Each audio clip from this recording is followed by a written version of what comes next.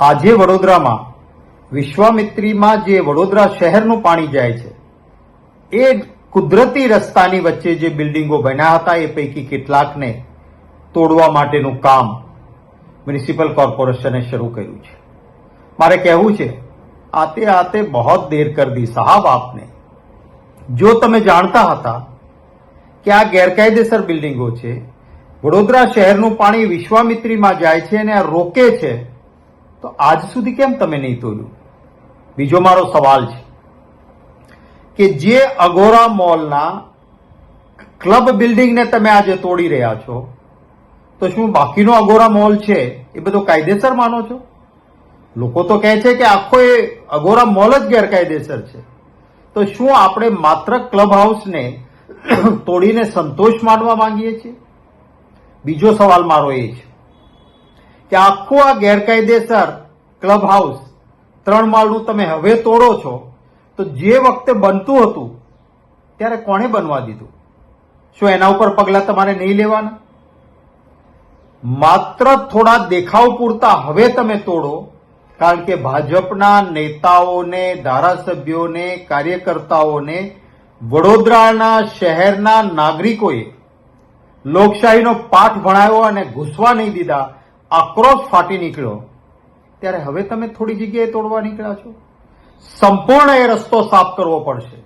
અને આ જ કામ જો તમે વહેલા કર્યું હોત તો વડોદરા જે પાણીમાં ડૂબ્યું, નદીઓમાંથી મગરો શહેરમાં ઘૂસ્યા, એ ન થયું હોત. સ્વીકાર કરો આ વાતનો. કારણ કે હવે તમે તોડો છો એનો અર્થ તો સાબિત થઈ ગયો, નક્કી જ કે આ ગેરકાયદેસર હતું.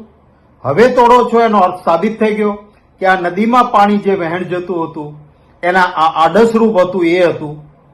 પણ છૂટમૂટ તોડીને સંતોષ નહીં માનતા. આખો મોલ ગેરકાયદેસર હોય તો ક્લબ હાઉસને તોડીને સંતોષ નહીં માનતા. પૂરો રસ્તો સાફ કરવામાં આવે એવી ગુજરાત સરકારને વિનંતી કરું છું. કોઈ પણનું હોય, હું તો કહું છું કે કદાચ અમારો કોંગ્રેસ પાર્ટીનો કોઈ સમર્થક, કાર્યકર્તા કે નેતા એનું પણ વચ્ચે આવતું હોય, બુલડોઝર મોકલીને તોડી નાખજો. અમે ક્યાંય તમારા પગલાનો વિરોધ કરવાની નીકળીએ, સમર્થન આપીશું. વ્યક્તિગત સ્વાર્થ એક તરફ હોય અને બીજી તરફ વિશાળ નાગરિકોનો જનહિત હોય, તો વ્યક્તિગત સ્વાર્થ તોડી જ પાડવો જોઈએ, બુલડોઝર ચાલવું જોઈએ.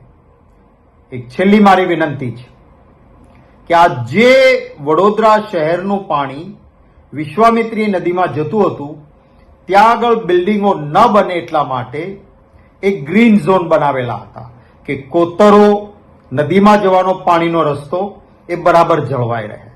હવે પૈસા ખાઈને જે ગ્રીન ઝોનને બદલીને ત્યાં બિલ્ડિંગો ઉભા કર્યા છે, એ કોઈ સંજોગોમાં ન ચાલે. આવું અકૃત્ય કરનાર સામે પગલાં લેવા જોઈએ. એમના પાસેથી વસૂલ કરીને કોઈ નિર્દોષનું ઘર બર બન્યું હોય તો એને વળતર આપવું જોઈએ. ફરી આ ઝોન છે એને, જ્યાં તમે બિલ્ડિંગ બનાવવાની મંજૂરી ભાજપ સરકારે આપી છે, એને બદલાવીને ફરી ગ્રીન ઝોનમાં કન્વર્ટ કરી દો એવી પણ મારી માંગણી છે કે જેથી કરીને ભવિષ્યમાં ક્યારેય વડોદરાવાસીઓને તકલીફ ના પડે. જય હિન્દ.